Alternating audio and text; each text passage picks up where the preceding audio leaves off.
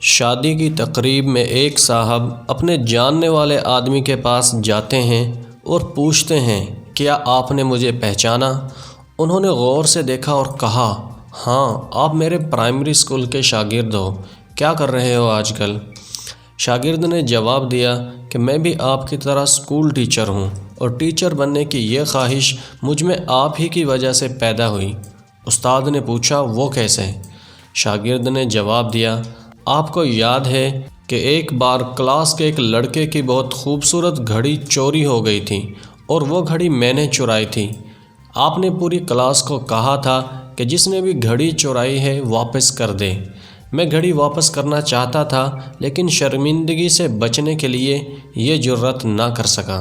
آپ نے پوری کلاس کو دیوار کی طرف منہ کر کے آنکھیں بند کر کے کھڑے ہونے کا حکم دیا اور سب کی جیبوں کی تلاشی لی اور میری جیب سے گھڑی نکال کر میرا نام لیے بغیر وہ گھڑی اس کے مالک کو دے دی اور مجھے کبھی اس عمل پر شرمندہ نہ کیا۔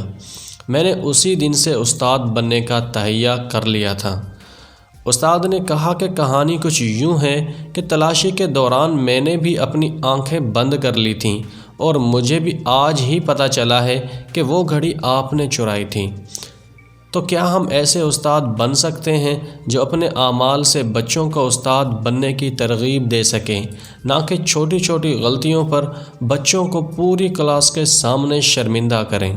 دوستو، اگر آج کی ہماری یہ ویڈیو آپ کو پسند آئی ہے تو اسے لائک کریں، چینل کو سبسکرائب کریں اور کمنٹ میں اپنی رائے کا اظہار ضرور کریں۔ ملتے ہیں اگلی ویڈیو میں، تب تک کے لیے اجازت دیجیے۔ اللہ حافظ۔